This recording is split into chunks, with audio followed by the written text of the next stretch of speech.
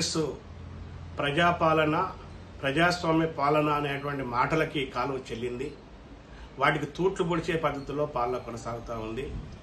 Anganwadi teachers ఆయాస్ తాము డిమాండ్లే కాదు ప్రజల యొక్క సౌకర్యాలు కూడా హరించేటువంటి కేంద్ర రాష్ట్ర ప్రభుత్వ విధానాలకు వ్యతిరేకంగా పోరాడుతూ ఉన్నారు. ఐసీడీఎస్ని రక్షించాలని, ఐసీడీఎస్కి విధులు బడ్జెట్ కేటాయింపులు పెంచాలని, ఐసీడీఎస్ని ఎత్తివేసేటువంటి చర్యల్లో భాగంగా ప్రీ ప్రైమరీ స్కూల్ని అంగన్వాడీ సెంటర్ల నుంచి తరలించి ప్రభుత్వ పాఠశాలలో నిర్వహించడాన్ని వ్యతిరేకిస్తూ ప్రీ ప్రైమరీ స్కూలు విద్యని అంగన్వాడీ కేంద్రాలే కొనసాగించాలనేటువంటి డిమాండ్ మీద ఆందోళన చేస్తూ ఉన్నారు.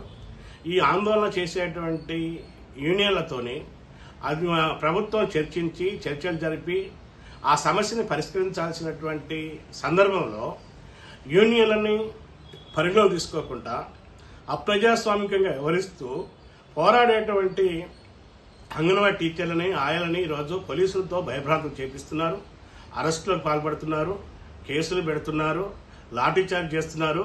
ఇది సరైన పద్ధతి కాదు.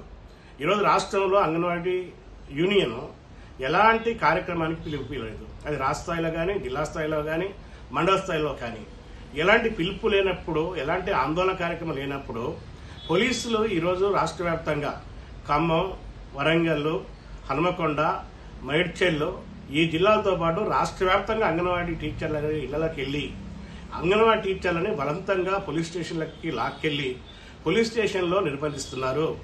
ఇది అప్రజాస్వామిక చర్య. ఇది పోలీసులతో దౌర్జన్యం చేపించేటువంటి చర్యలని కాంగ్రెస్ ప్రభుత్వం మానుకోవాలి. మానుకోకపోతే తగిన మూల్యం చెల్లించాల్సి వస్తుందని చెప్పి ఈ ప్రభుత్వానికి హెచ్చరిక చేస్తున్నాం. అక్రమ అరెస్టులకు పాల్పడినటువంటి ఈ పోలీసుల మీద మహిళా పోలీసులని పురుషులతో అరెస్ట్ చేపించి పురుషులతోని ఈరోజు నానా యాగి చేపించేటువంటి చర్యల్ని ప్రజలు ప్రజాతంత్రవాదులు తీవ్రంగా ఖండించాలని చెప్పి విజ్ఞప్తి చేస్తున్నాం. ఇప్పటికైనా ముఖ్యమంత్రి గారు జోక్యం చేసుకోవాలి. ఈరోజు ఉన్నతాధికారులతోనే యూనియన్తో చర్చ జరపాలి.